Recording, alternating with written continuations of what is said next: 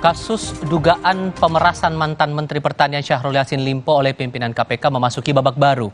Polda Metro Jaya menaikkan statusnya dari tahap penyelidikan ke penyidikan, meski belum menentukan tersangkanya.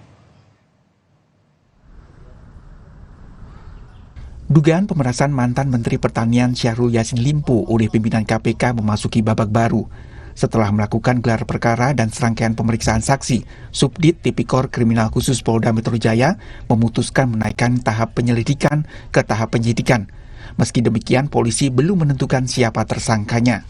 Adapun pasca pelaksanaan gelar perkara yang merekomendasikan status penyelidikan atas penanganan perkara yang dilakukan sebelumnya ke tahap penyidikan, selanjutnya akan diterbitkan surat perintah penyidikan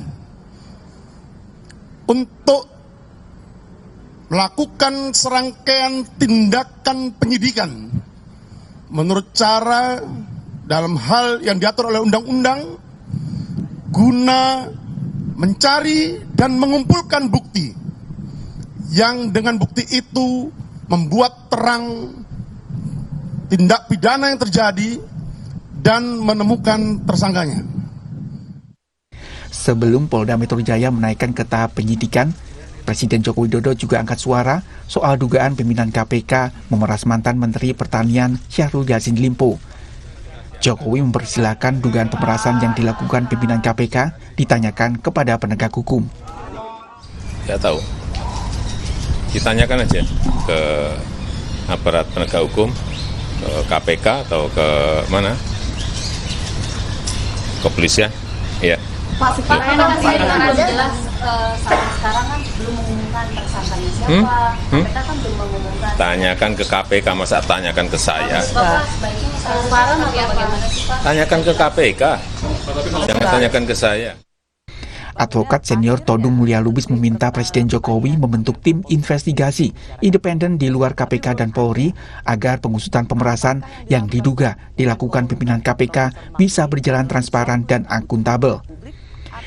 Todung juga minta pimpinan KPK yang diduga terlibat pemerasan kasus korupsi di Kementerian Pertanian dinonaktifkan untuk mempermudah pengusutan. Menurut saya ini Ketua KPK yang paling banyak masalah. Saya tidak pernah menemukan Ketua KPK sebelum Ketua KPK yang sekarang yang punya masalah seperti ini. Menurut saya sih, Presiden punya kewajiban untuk melakukan investigasi. Kalau perlu melakukan satu tindakan yang lebih tegas terhadap pimpinan KPK, kalau hasil investigasi itu betul-betul membuktikan ada pemerasan. Ya. Kalau Presiden ya ingin melakukan sesuatu dan ada tudingan terhadap pimpinan KPK yang melakukan pemerasan, pimpinan KPK sekarang mesti nonaktif untuk sementara. Selama investigasi, ya, penyelidikan itu dilakukan. Oke. Setelah dugaan pidana pemerasan mantan Mentan Syahrul Yassin Limpo bergulir, kini publik menunggu penetapan tersangkanya oleh Polda Metro Jaya. Publik juga menunggu penetapan tersangka dugaan korupsi di Kementan yang diusut KPK. Tim Liputan, Kompas TV.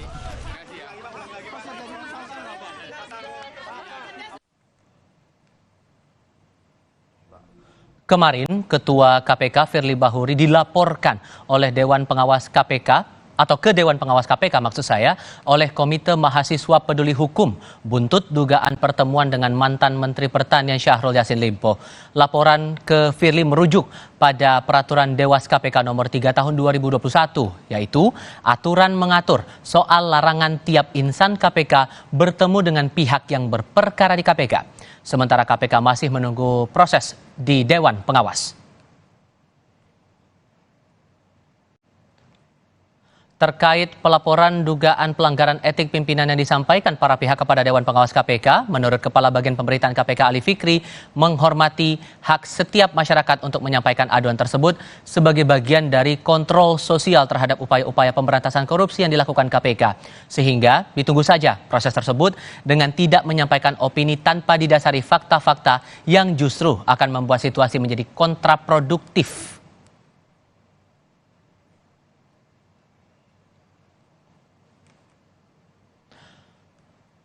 Dua kasus hukum berbeda namun beririsan perkaranya melibatkan dua institusi penegak hukum. KPK mengusut dugaan korupsi di Kementerian Pertanian, sementara Polda Metro Jaya baru saja menaikkan penyidikan kasus dugaan pemerasan mantan Menteri Pertanian Syahrul Yassin Limpo yang menyeret pimpinan KPK. Lalu bagaimana sebaiknya mengusut dua perkara ini agar tetap transparan? Kami diskusikan bersama dengan para narasumber. Bergabung saat ini pakar hukum tata negara dan pengajar Jentera Institut Bivitri Susanti dan mantan penyidik KPK Yudi Purnomo. Selamat sore semuanya, apa kabar? Selamat sore. Terima kasih sudah bergabung bersama kami dalam diskusi sore ini. Mbak Fitri, saya ke Anda dulu. Ini kan sudah naik ke tahap penyidikan untuk kasus dugaan pemerasan ini di Mapolda Metro Jaya. Berarti kan ini sudah ada bukti, bahkan sudah ada calon tersangkanya. Perspektif Anda? Ya, saya kira bagus ini langsung ditindaklanjuti dengan cepat karena ini lebih dari etik. Ini sudah etik lebih tinggi daripada hukum, betul. Tapi yang kita khawatirkan kan kalau etik itu kecenderungannya biasanya Dewan Etik KPK itu tidak berfungsi ya selama beberapa tahun ini. Jadi lebih baik kita langsung bawa ke ranah hukum dan artinya ini suatu langkah yang responsif dari kepolisian, kita harus dukung karena ini serius sekali. Persoalannya adalah langsung terkait dengan penegak hukum yang disuap. Bayangkan itu, padahal dulu KPK justru didirikan untuk menjadi semacam island of integrity yang berbeda dengan kepolisian. Itu dulu KPK niatnya seperti itu. Jadi beda dengan kepolisian, beda dengan kejaksaan, dia harusnya kebal suap dan lain sebagainya. Sekarang justru pimpinan KPK yang sekarang mempertontonkan kehancuran lembaga itu. Dan apalagi yang terpenting adalah pada saat yang bersamaan kasus intinya yang menyangkut mentan itu juga tengah diusut, didalami ya oleh KPK sendiri. Nah, jadi artinya nanti akan banyak sekali benturan kepentingan. Jadi harus memang ini ditindaklanjuti dan saya kira bahkan memang seharusnya bahkan dalam tahap penyidikan ini pimpinan KPK itu harus diberhentikan paling tidak sementara. Karena benturan kepentingannya sudah sangat-sangat jelas. Jangan tunggu Dewan Kehormatan, langsung sikapi apa yang terjadi di kepolisian. Sehingga Anda menangkap bahwa kasus ini sebetulnya calon tersangkanya sebetulnya sudah ada? Oh iya, karena saya kira sangat jelas, foto-foto sudah beredar ya. Saya kira banyak sekali yang sudah mendapatkan itu dan sudah ada di media massa. Saya yakin Kompas TV juga punya kalau mau ditayangkan. Jadi begitu jelas dan kemudian kita juga paham dari pemberitaan bahwa pemeriksaan yang terjadi di rumahnya itu, di rumah mentan maksud saya, itu juga ada nama-nama dan ada dokumen-dokumen yang mengarah kepada orang-orang yang ada di dalam KPK, sehingga kita bisa mengindikasikan paling tidak, kalaupun ia tidak terlibat langsung, tapi dia pasti mengetahui. Di titik ini kita belum berani ya, karena penyidikan masih berlangsung begitu. Tapi sekalipun fotonya ini dibantah begitu, foto antara pertemuan Firly dengan Syahrul Yassin Limpo ini dibantah. Ya kita silakan verifikasi lebih lanjut. Ada banyak sekali teknologi yang bisa memverifikasi hal itu. Tapi kan foto bukan satu-satunya alat bukti. Nanti kita akan bisa memverifikasi dari alat-alat bukti lainnya di persidangan ke barang bukti ya dan keterangan lainnya yang sangat mungkin nanti bisa mengarah pada kebenaran atau ketidakbenaran foto itu. Tapi ini perlu segera diklarifikasi. Beredarnya foto Firly dengan bertemu dengan mantan Menteri Syahrul Yassin Limpo ini menurut Anda Bang Yudi sudah membuat terang dugaan pemerasan ini? Itu bukan terang lagi ya. Itu bagaikan matahari yang sedang terik-teriknya di tengah hari gitu. Jadi udah terang lah gitu ya. Tapi benar dikatakan oleh Mbak Bibip ya bahwa tentu ketika menaikkan status ya dari penyidikan ke penyidikan, tentu barang buktinya kuat ya, bukan hanya satu barang bukti gitu kan. Kemudian alat buktinya juga pasti lengkap ya, keterangan saksinya, bahkan ahli mungkin sudah diperiksa seperti itu, petunjuk-petunjuk lain dan sebagainya. Jadi permasalahannya adalah ya tentu kita berterima kasih ya kepada Polda Metro Jaya yang sudah serius ya untuk menangani kasus ini, karena kasus ini artinya pidananya diduga sudah jelas ya, peristiwa pidana sudah jelas. Artinya ini bukan lagi peristiwa yang gosip, bukan lagi hoax, bukan lagi isu nggak jelas, tapi sudah bagian dari sistem peradilan pidana di Indonesia yang sudah masuk dari penyelidikan dan sekarang ke penyidikan. Artinya adalah bahwa nanti penyidik ya akan bisa melakukan upaya-upaya paksa, ya, mulai dari penyitaan, penggeledahan, penangkapan, bahkan menahan jika nanti tersangka sudah ditemukan. Tapi saya sepakat dengan Mbak Bibi bahwa ya dari penyelidikan pun sebenarnya kita sudah tahu gitu kan.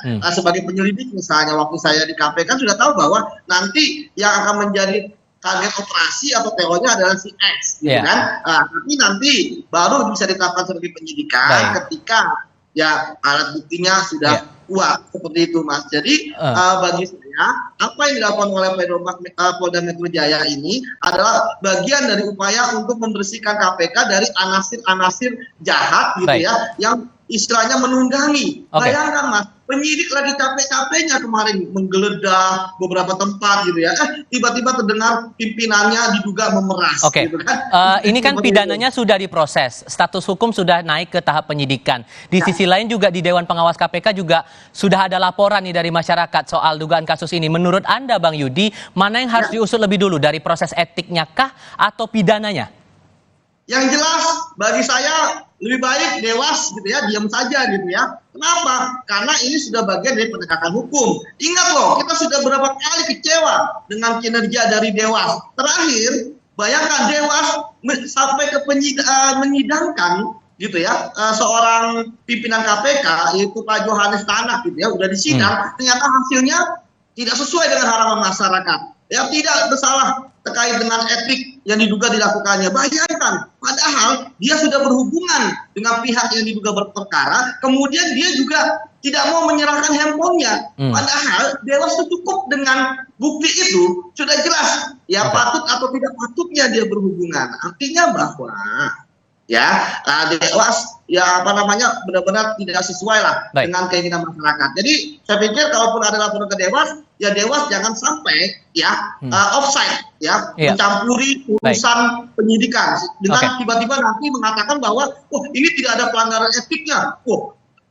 Ini kan berbahaya gitu kan. Seperti itu. Siap. Mbak Fitri, diberhentikan sementara itu menjadi salah satu opsinya agar memastikan dua kasus yang berjalan di KPK, di Mapolda Metro Jaya juga bisa seiring sejalan begitu. Tapi kalaupun kemudian diberhentikan, yang memimpin nanti siapa dan bagaimana cara bisa memastikan bahwa dua-duanya ini, dua kasus yang ditangani dua lembaga berbeda ini bisa berjalan bersamaan? Kalau masalah yang menggantikan itu ada mekanismenya tersendiri, tapi yang jelas jangan khawatir. Karena kalau di KPK itu pimpinan itu sifatnya kolektif kolegial. Dia bukan seperti bos begitu ya, seperti direktur utama. Kalau di perusahaan tidak seperti itu.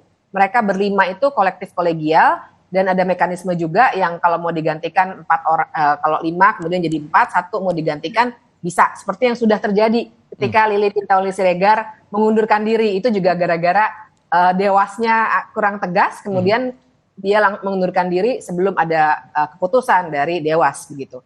Nah, jadi jangan khawatir soal itu, tapi yang jelas yang terpenting adalah kita fokus di kejahatan luar biasa ini yang terjadi di Kementerian Pertanian, dan luar biasanya kan karena ini uang kita nih yang dipakai untuk segala macam hal yang terkait dengan pengelolaan pertanian, padahal kita lagi krisis beras juga. Nah, jadi untuk membuat segala-galanya lancar, dan karena kasus dugaan Pak Firly ini memang kaitannya langsung dengan kasus Mentan, jadi itu harus betul-betul bersih KPK-nya. Bahkan kalau ia diberhentikan sementara, tetap harus ada penyidikan yang menyeluruh oleh kepolisian untuk membongkar yang di bawahnya. Karena korupsi itu pasti tidak sendirian, namanya korupsi pasti berjaringan.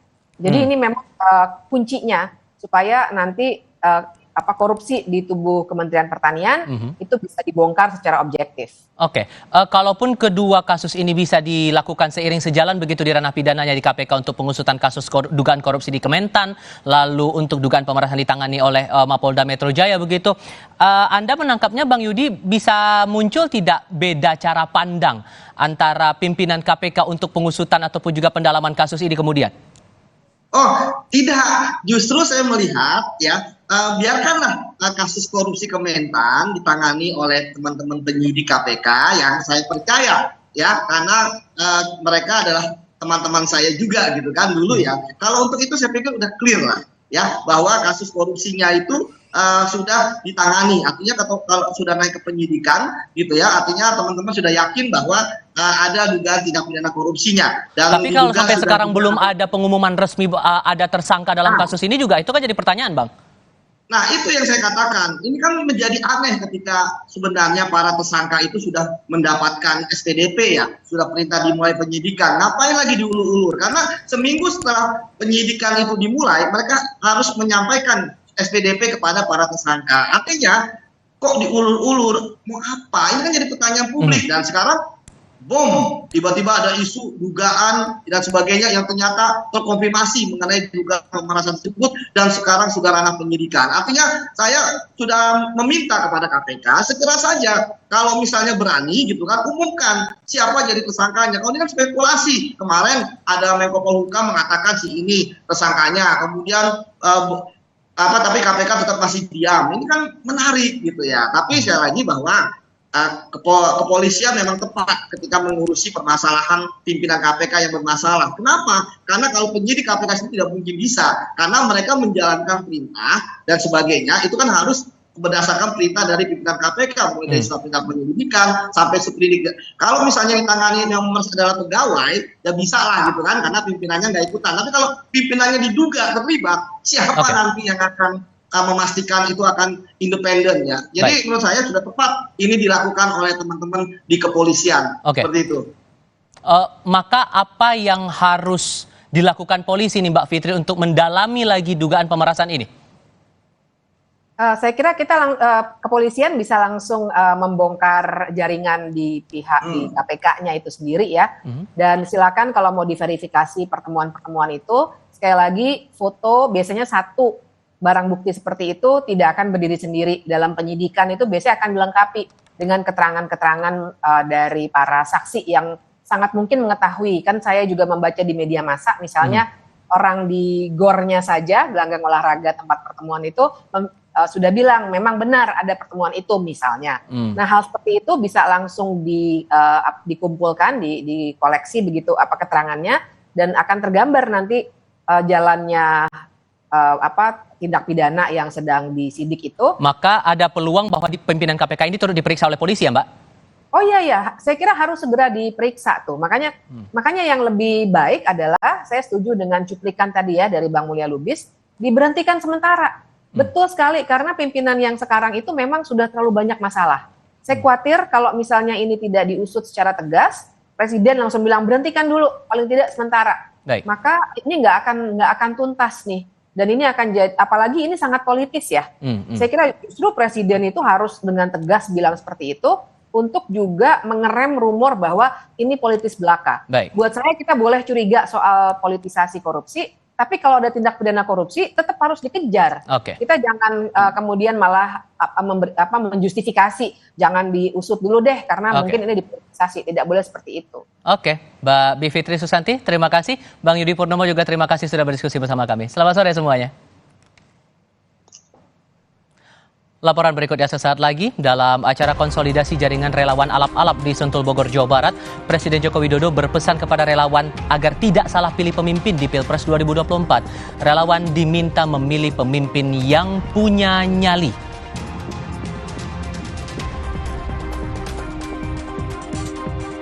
Berita lainnya, bakal calon Presiden Koalisi Perubahan Anies Baswedan menemui Wakil Presiden ke-10 dan ke-12 RI Yusuf Kala di kediamannya kawasan Kebayoran Baru, Jakarta Selatan.